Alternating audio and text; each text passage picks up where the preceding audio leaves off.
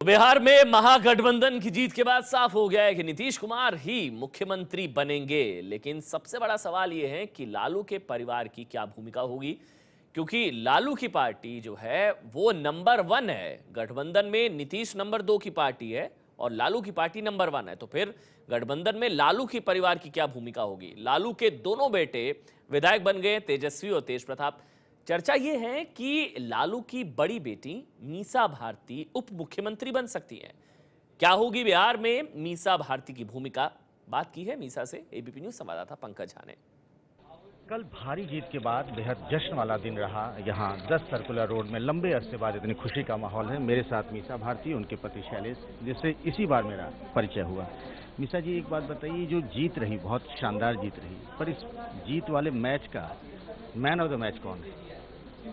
देखिए, man of the match हम कहीं ना कहीं गठबंधन के जो तीनों नेता हैं, लालू जी, नीतीश जी और सोनिया जी, उनको देना चाहते हैं ये श्रेय, क्योंकि उन्हीं के गाइडेंस में हम लोग सब लोग उस हिसाब से अपना एक जो कौन कहाँ जाएगा, कौन कितनी सभाएं करेगा, तो सब हमने जॉइंटली इसको किया था। और कहीं ना कहीं ये सारा श्रेय हमारे तीनों नेताओं को जाता है।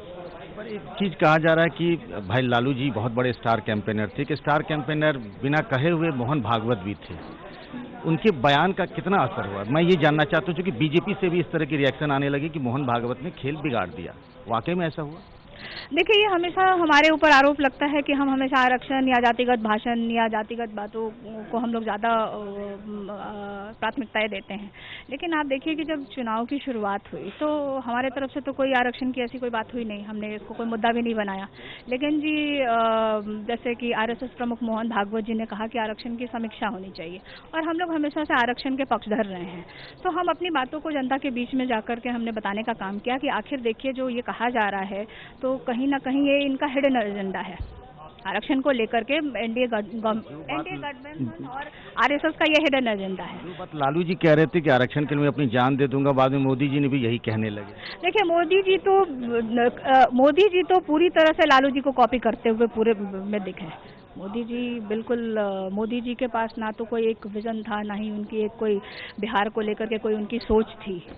आप देखिए, पुराने मुद्दे जितने वादे वो पिछले लोकसभा चुनाव के समय बिहार की जनता से करके गए, उनमें तो वो चर्चा भी नहीं, उनको तो छूना भी पसंद नहीं करते थे। वो नए नए मुद्दे लेके आते थे, कभी तंत्र मंत्र की बात करते थे, कभी आप देखिए कि एक देश के प्रधानमंत्री और इस तरह के शब्द को प्रयोग करना। तो बिहार की जनता कहीं ना कहीं, आप बताइए, उनकी सभा में आप लोग दिखाते थे कि बहुत भीड़ होती है, लेकिन भीड़ होती थी, भीड़ जाती थी, नौजवान अपने लिए सुनने जाते थे कि हमारे प्रधानमंत्री जी हमारे लिए क्या बोलते हैं। जो किसान जाता था वो किसान अपने लिए सुनने जाता था कि आखिर किसान की समस्या के लिए क्या कर रहे हैं। महिलाएं जाती थी अपनी समस्या को लेकर के, चाहे महंगाई, जो भी महिलाओं की एक मुख्य होता है कि महंगाई, लेकिन उन्होंने दाल की कीमत पे कुछ नहीं कहा। मैं जानना चाहता था कि आप पहले पॉलिटिक्स में आई, तेजस्वी और तेज प्रताप से बड़ी भी हैं। अब ये सवाल बार बार मीडिया में भी चल रहा है, लोग भी उत्सुकता से जानना चाहते हैं कि लालू और राबड़ी के उत्तराधिकारी कौन होंगे। देखिए, जब मैं चुनाव लड़ी थी तो इस तरह के प्रश्न उठे थे। आज मैं चुनाव नहीं लड़ रही हूँ, मेरे दोनों भाई चुनाव लड़े और आज जीते भी हैं। और देखिए, ये पार्टी तय करेगा कि कौन किसको क्या मिलेगा और नहीं मिलेगा। और ये जहाँ तक आप उत्तराधिकारी की बात कर रहे हैं, तो उत्तराधिकारी आप फैमिली में, आप देखिए, मैं भी पॉलिटिक्स के अंदर हूँ, मेरी माँ भी हैं, दोनों मेरे भाई भी हैं, तो इस तरह का कोई प्रश्न हमारे यहाँ नहीं है। लेकिन कुछ लोग इसको मुद्दा बनाने की कोशिश करते हैं, हमें उसका कोई जवाब नहीं देना है। और आप देखिए, अगर मेरे भाइयों के बारे में आप पूछते हैं तो मैं बहन होने के नाते तो ज़रूर चाहूँगी कि मेरे भाई आगे बढ़े, मंत्री भी बने या उप मुख्यमंत्री भी बने। देखिए, मैं कह रही हूँ कि बहन होने के नाते मैं चाहती हूँ, अब क्या बनेंगे और ये तो हमारे जो तीनों दल के नेता हैं वो बैठ करके तय करेंगे इनका जो क्या रोल होगा आगे के सरकार में इनका। तो पटना में रहेंगी या दिल्ली में रहेंगी? मैं पटना दिल्ली दोनों रहती हूँ।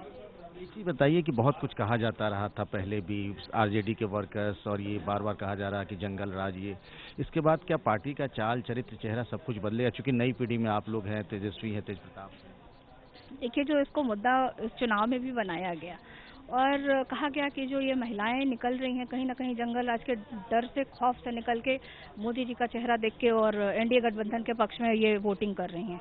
एक तरह से जितनी महिलाएं और नौजवानों ने इतनी भारी संख्या में जो निकल करके आए, तो वो एनडीए गठबंधन और हमारे मोदी जी को एक करारा जवाब उन्होंने दिया, जिस तरह से उन्होंने महागठबंधन के पक्ष में अपनी वोटिंग की। तो ये मुद्दा कहीं भी बिहार की जनता के अंदर नहीं है। लेकिन रहा क्योंकि बार बार हमारे ऊपर ये आरोप लगता है और हम हमेशा, आप देखिए ना, आप लालू जी ने इसको बदल के दिखाया। जब वो रेल मंत्री थे उन्होंने कितना बढ़िया काम किया, देश नहीं बल्कि विदेशों में सराहे गए। तो इस हिसाब से हमारा जो एजेंडा है, हमें उस एजेंडे से कोई भटका नहीं सकता है।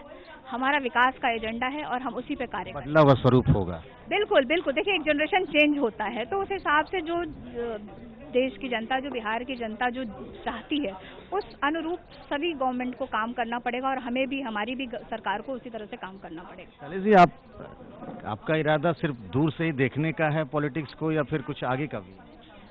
नहीं, आगे का आप क्या कहना इशारा कर रहे हैं वो पता नहीं, लेकिन परिवार का हिस्सा हूँ तो कहीं ना कहीं इन्वॉल्व तो हो ही जाते हैं। जैसे चुनाव प्रचार में है, मीसा जा रही है, साथ में जाते हैं, और एक देश के नागरिक तो है ही हैं। अच्छी सरकार बने, अच्छे लोग, अच्छे से काम हो, तो ये तो इसमें हमारी जिम्मेदारी भी बनती है।